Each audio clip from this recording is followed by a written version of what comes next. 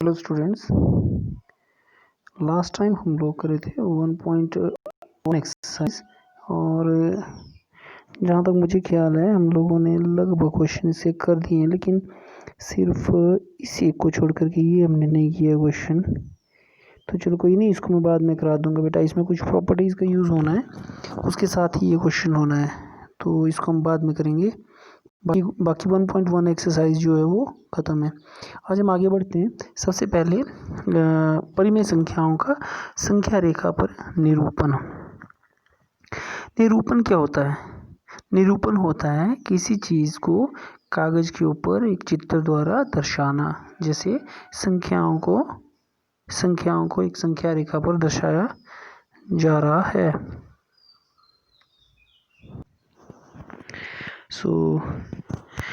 संख्या रेखा पर निरूपण। सबसे पहले हमने 6 क्लास में प्राकृतिक संख्याओं को एक संख्या रेखा के ऊपर कैसे निरूपित किया जाता है ये देखा था।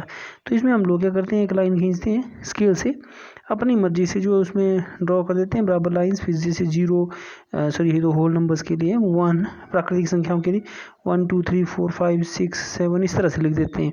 तो ये सारा जो प्राकृतिक संख्याओं के निरूपण के लिए होता है। जब पूर्ण संख्याओं के लिए आएंगे तो 0 आ जाएगा। अब परिमेय संख्याओं के लिए कैसे हम लोग निरूपण करते हैं उसको ध्यान से देखेंगे।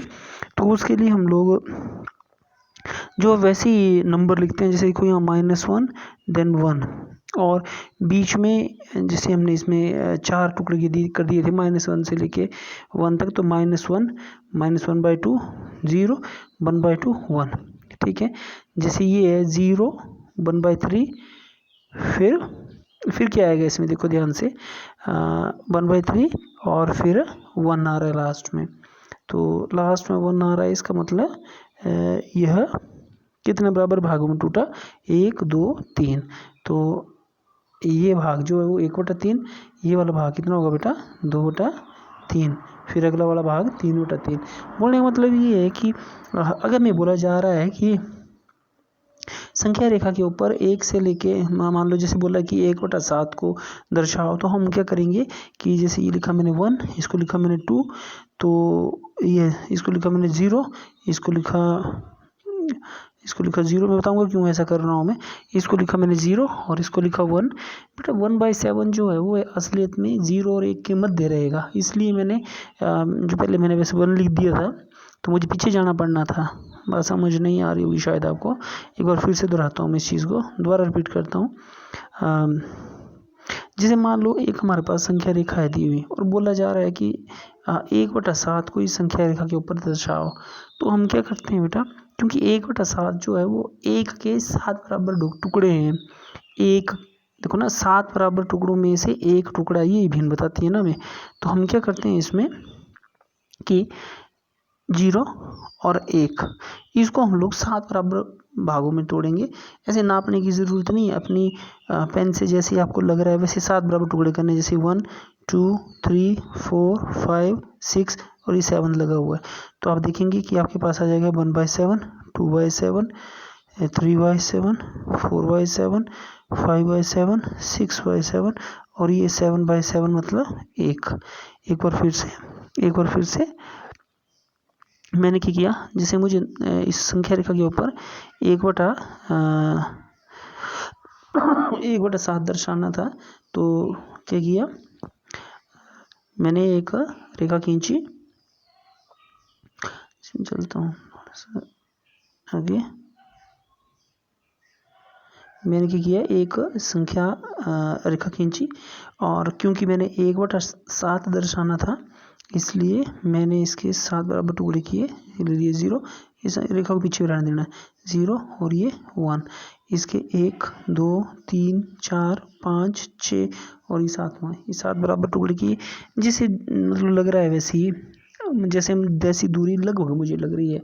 कोई ऐसा नहीं है कि आपने स्केल लेके जो है इसके बराबर टुकड़ों के करने पीछे पड़ जाना है, तो आपसे नेचुरली होंगे ही नहीं बराबर। तो जैसा लग रहा है ये लाइन लगा के, जैसे मैं अभी रफ खींच रहा हूँ ना, ऐसी लाइन लगा के आप बना सकते हैं।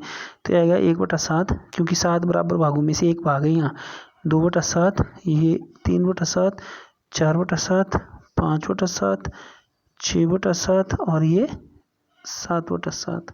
ठीक है। तो बोला था 1/7 दर्शाओ, तो वो 1/7 जो है वो ये है। तो ऐसे आप लिखेंगे कि 1/7 जो है वो कहाँ है, यहाँ है। ठीक है, तो ये तरीका रहता है हमारे पास संख्या रेखा के ऊपर जो है वो दिखाने का। अब आते हैं क्वेश्चंस के ऊपर। जैसे पहला क्वेश्चन है कि निम्नलिखित संख्याओं को संख्या रेखा पर निरूपित कीजिए 7/4। 7/4, तो इसको कैसे करना है?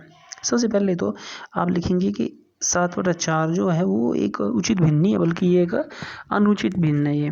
तो इसको हम लिख सकते हैं, जैसे 7 को 4 से भाग करेंगे तो बचे 3। इसको लिख सकते हैं हम 1 से ही 3/4। तो अब 1 से ही 3/4 का मतलब मैंने पिछले साल आप लोगों को बताया भी ये बात कि 1 से इसका मतलब होता है 1 जमा 3/4। ठीक है, अब क्या करूँगा मैं, एक संख्या रेखा खींचूँगा, ये खींची मैंने संख्या रेखा, और इसके ऊपर मैं मार्क करूँगा। इसमें मार्क कर दिए 0, ठीक, ये 1, ये 2, ये 3। अब क्या है 3/4। 3/4 किसके बीच में होगा? 3/4 होगा किसी भी दो के बीच में, लेकिन एक से ज़्यादा। एक जमा बोला है तो एक के बाद 1 और 2 के मध्य जो संख्याएं हैं उनको मैं 4 बराबर भागों में बांट दूंगा, 1, 2, 3 और ये चौथा है। तो आपके पास ये वाला आ जाएगा 1/4, 2/4, ये आया 3/4 और ये आ गया 4/4, मतलब ये आ गया आपके पास है 2। तो फिर आप दर्शाएंगे कि 3/4 कहाँ है, तो आप इस संख्या को दर्शाएंगे कि ये वो संख्या जहाँ 3/4 आ रहा था, ये वो संख्या जो 3/4 है। तो एक ये जो है हमारे पास ये इस तरीके से ये क्वेश्चन 0 से लेके 1 तक गए हम लोग पूरा, और उसके बाद जो संख्याएं आई उसको हमने जो भिन्न थी उसके हिसाब से काटा। जैसे ये भिन्न 3/4 थी उसके हिसाब से काटा, आगे वाली संख्याओं को बराबर बराबर भागों में बांटा और उसमें 3/4 को ढूंढ लिया हमने। जो नेक्स्ट क्वेश्चन है इसमें एक और करता हूँ मैं, फिर आपको शायद ज़्यादा समझ आएगा। -5/6 ये क्वेश्चन जो है ये है -5/6। ये उचित भिन्न है क्योंकि अंश जो है वो हर से क्या है, छोटा। तो सीधी संख्या रेखा खींचूंगा। अब इसको ध्यान से देखें कि माइनस में है संख्या बेटा, तो माइनस वाली संख्या कहाँ रह रही है, ये मैंने 0 लिया, -1, ये 1, ये -2। तो माइनस वाली संख्या मैंने क्यों ली, क्योंकि ये माइनस में है। अब क्या बोला, -5/6 बोलने का मतलब 0 और -1 को कितने भागों में काटना हमने, 6 में। 1, 2, 3, 4, 5, छठा ये है। तो ये हो गया आपके पास -1/6, -2/6, -3/6, -4/6, -5/6, और ये जो चीज़ है -6/6 मतलब -1 आएगा। तो आपके पास वो संख्या कहाँ हुई, -5/6।